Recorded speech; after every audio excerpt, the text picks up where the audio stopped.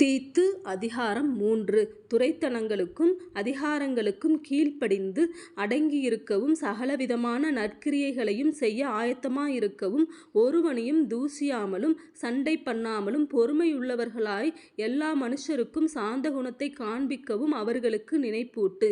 ஏனெனில் முற்காலத்திலே நாமும் புத்தியீனரும் கீழ்ப்படியாதவர்களும் வழிதப்பி நடக்கிறவர்களும் பலவித இச்சைகளுக்கும் இன்பங்களுக்கும் அடிமைப்பட்டவர்களும் துர்க்குணத்தோடும் பொறாமையோடும் ஜீவனம் பண்ணுகிறவர்களும் பகைக்கப்படத்தக்கவர்களும் ஒருவரையொருவர் பகைக்கிறவர்களுமாயிருந்தோம்.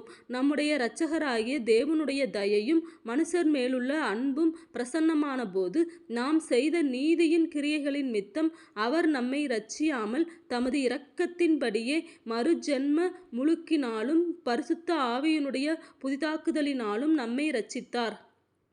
தமது கிருபையினாலே நாம் நீதிமான்களாக்கப்பட்டு நித்திய ஜீவனுண்டாகும் என்கிற நம்பிக்கையின்படி சுதந்திரராகத்தக்கதாக அவர் நமது இரட்சகராகிய இயேசு கிறிஸ்து மூலமாய் அந்த பரிசுத்த ஆவியை நம்மேல் சம்பூரணமாய் பொழிந்தருளினார். இந்த வார்த்தை உண்மையுள்ளது.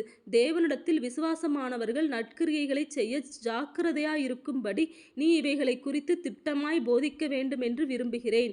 இவைகளையே நன்மையும் மனுஷருக்கு பிரயோஜனமுமானவைகள். புத்தியீன தர்க்கங்களையும் வம்ச வரலாறுகளையும் சண்டைகளையும் நியாயப்பிரமாணத்தை குறித்து உண்டாகிற வாக்குவாதங்களையும் விட்டு விலகு. அவைகள் அப்பிரயோஜனமும் வீணுமாயிருக்கும். வேத புரட்டனாயிருக்கிற ஒருவனுக்கு நீ 2 தரம் புத்தி சொன்ன பின்பு அவனை விட்டு விலகு. அப்படிப்பட்டவன் நிலை தவறி தன்னிலே தானே ஆக்கினை தீர்ப்புடையவனாய் பாவம் செய்கிறவன் என்று அறிந்திருக்கிறாயே.